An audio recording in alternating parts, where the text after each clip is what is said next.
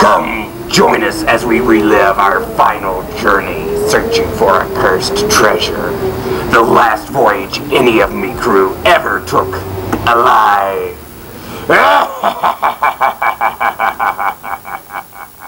So begins the terrifying tale at the Raleigh Jaycees Haunted House.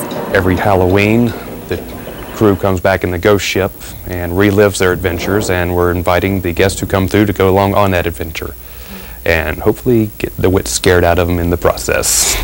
But before startled guests can run screaming from the building, a lot of work goes into setting the stage for some good scares. We actually started the first weekend in September this year with the construction. I'm almost scared to add up the man hours that have gone in. We have to build the walls.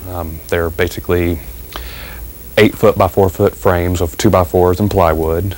Nail them together in the frame, brace them up appropriately, make sure there's enough space in the maze for anybody in a wheelchair to get through. After we get everything up, we have to paint the walls to match the theme. We put curtains up, get lights up, and then get sound put together so each room will have its soundtrack going. Cast and crew practice their best pirate voices. It'd just be something simple, our mateys, something to that effect. Doesn't seem so scary with the lights on, does it?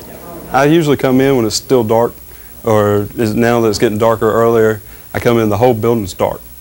And to walk from the front to the back gives me the chills.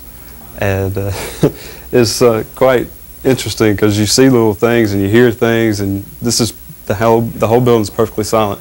And you hear little creaks and rattles and everything else, and it just gives you the creeps. And when the lights go out on the guests, look out.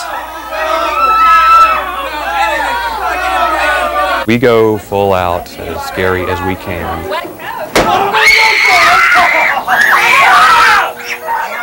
The monsters will figure out your fear and take great pleasure preying on it. Everybody has different things that they're afraid of. Some people it's just the claustrophobic in a dark, tight hallway. Some people it's the wide open, just people jumping out at them. Some people it's the chainsaw. Last year we had one guy, he was about 7 foot tall, and I was running the chainsaw. We always have a chainsaw somewhere in the haunted house. And as soon as I cranked the chainsaw and ran out, he dropped into a fetal position and would not move. Sure, the chainsaw will startle you, but a walk through the maze will mess with your mind.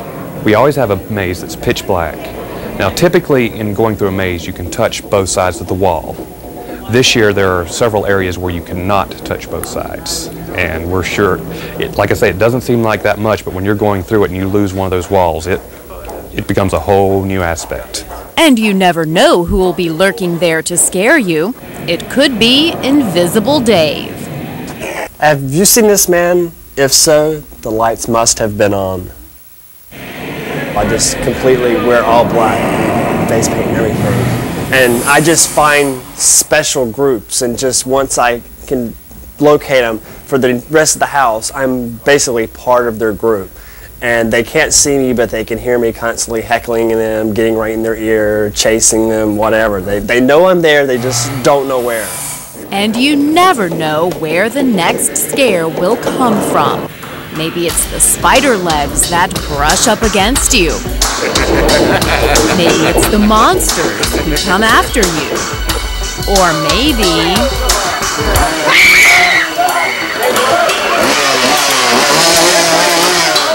For North Carolina Weekend, I'm Claire Monroe.